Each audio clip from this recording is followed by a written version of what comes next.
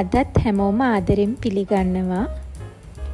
අද අපි යන්නේ ශ්‍රී ලංකාවේ අලි ඇතුන්ගේ වැදගත් වාසස්ථානයක් විදිහට සලකන හුරුළු එකෝ පාක් එකට. ඇත්තටම අපි යන්න ලෑස්ති වුණේ මින්නේරිය නැෂනල් පාක් එකට. ඒ වුණාට මේ දවස්වල තියෙන වැස්සත් එක්ක මින්නේරිය වැව් පිටිය වතුරෙන් යට වෙලා එහෙ අලි ඇත්තු බලා ගන්න නැහැ. ඒ වෙනුවට තමයි අපිට හුරුළු එකෝ පාක් එකට යන්න උනේ. 1977 ජෛවගෝල රක්ෂිතයක් විදිහට මේ හුරුළු එකෝ පාක් එක වෙන් කරලා තියෙනවා. වන සංරක්ෂණ දෙපාර්තමේන්තුවේ උපදෙස් හා නීතිවලට යටත් වෙලා අපිට උදේ 7 ඉඳන් හවස 6 දක්වා කාලය ඇතුළත මේ සෆාරි එක යන්න පුළුවන්. ගොඩක් වෙලාවට උදේ කාලෙයි හවස් කාලෙයි තමා වැඩිපුර මේ අලි ඇතුන් බලා ගන්න පුළුවන් වෙන්නේ. ඉතින් අපි ගියපු වෙලාවත් එක්ක අලි ඇතුන් ටිකක් අඩුයි. අපිට පැයක් විතර යනකම් කවුරුත් බලා ගන්න හම්බුනේ නෑ. ආලයක් තිබ්බ වැස්සත් එක්ක මේ පාරවල් මඩ වෙලා තිබුණා. ඉතින් මේ මඩේ යනකොට අපේ සෆාරි කැබ් එකත් හොඳටම ඉරුණා. ඒ වෙලාවේ කවුරුත් පේන්න හිටියේ නැති නිසා අපිට විනාඩි 20ක් 30ක් විතර එතන ඉන්න වුණා.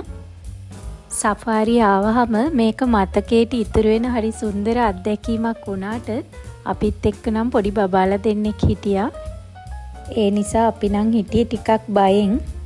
ඇත්තටම ඉතින් අපි මේ කැලේට ආගන්තුකයි. ඒ නිසා කොයි වෙලාවකවත් අපිට මේ කැලෑවේ ඇතුලේ බහින්න අවසර නැහැ. ටික වෙලාවකින් අපේ උදව්වට සෆාරි කැබ් කීපයක්ම ආවා. ඉතින් ඒ හැමෝගෙම උදව්වෙන් අපිට අපේ සෆාරි කැබ් එක උඩට ගන්න පුළුවන් වුණා.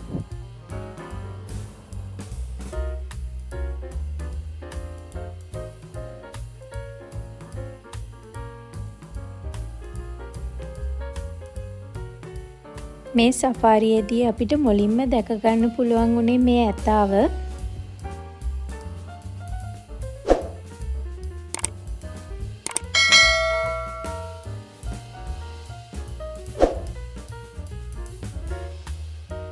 මේ විදිහට කැලෑව ඇතුලේ මේ අය තනියම ඉන්නවා හරි අඩුයිලු.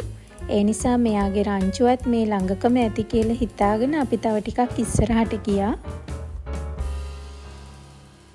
ඇත්තටම ඉතින් පොඩි දොරක් යනකොට අපිට ඒ රංචුව බලා ගන්න පුළුවන් වුණා. මේ අලි ඇතුන් කියන්නේ අපේ රටට හම්බෙලා තියෙන ලොකු සම්පතක්. විදේශ සංචාරකයෝ ගොඩක් ලංකාවට එන ප්‍රධාන හේතුවක් තමයි මේ නිදහසේ ඉන්න අලි ඇත්තු බලන්න පුළුවන්කම. එදා දවසෙත් අලි ඇත්තු විතරක්ම බලන්න ආපු විදේශිකයෝ කීප දෙනෙකුත් හිටියා.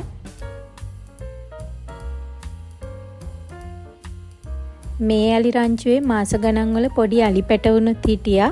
ලොකු අය හැම වෙලේම වගේ යාලා ළඟින් තියාගෙන තමයි හිටියේ.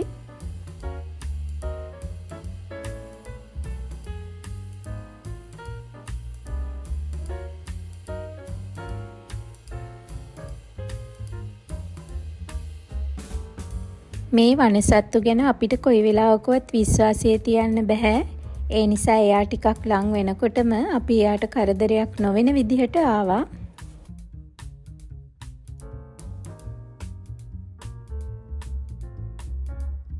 ගොඩක් අය කියන විදිහට මේ හුරුළු එකෝ පාක් එකේ අලි බලනවට වඩා මින්නේරිය නැෂනල් පාක් එකේ අලි බලන එක හරි ලස්සනයිලු. මින්නේරිය වැව් පිටියේදී එක රංචුවට අලි ගොඩක් එකට බලා ගන්න පුළුවන්ලු. ඇත්තටම ඒ නිසා අපිත් ආසාවෙන් ඉන්නවා මින්නේරිය නැෂනල් පාක් එකට යන්න. ඉතින් අපි දවසක ගියොත් ඔයාලවත් අනිවාර්යෙන් එකතු කරගෙන යන්නම්.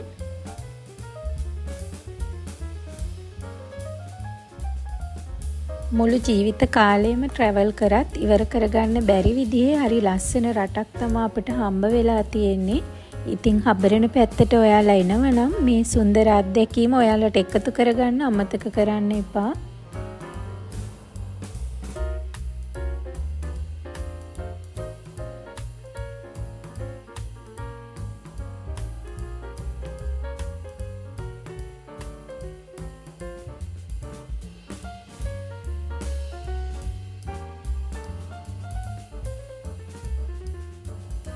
පැය දෙකකට වඩා කාලයක් අපි රක්ෂිතය ඇතුලේ හිටපු නිසා අපි එළියට එන්න පිටත් වුණා. එහෙම එනකොට තමා අපිට හම්බුනේ මේ රක්ෂිතය ඇතුලේ බැහැලා ඉන්න පුළුවන් එකම තැන. මේ රක්ෂිතය ඇතුලේ වෙන කොහෙවත් අපිට බහින්න අවසරයක් නැහැ. අපි මේ view point එකට ගිහින් බලමු අපිට කොයි විදිහටද මේ රක්ෂිතේ පේන්නේ කියලා.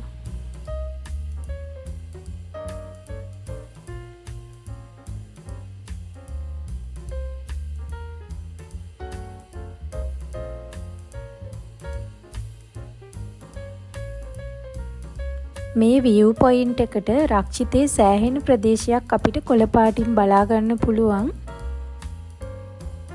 කාලයක් තිබුණ වැස්සත් එක්ක මේ රක්ෂිතේ මේ විදිහට ලස්සනට කොළ පාටට පෙනුනට මේ රක්ෂිතේ අයත් වෙන්නේ වියලි කලාපීය සදාහරිත වනාන්තරවලට.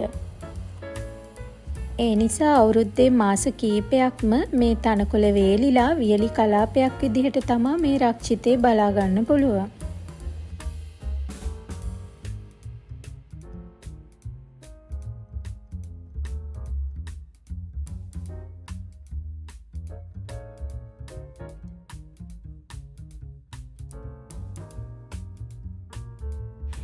ඉතින් අලුත් අත්දැකීමක් එක්ක ගෙවුණු ලස්සන දවසක් මේ විදිහට ඉවර වෙනවා.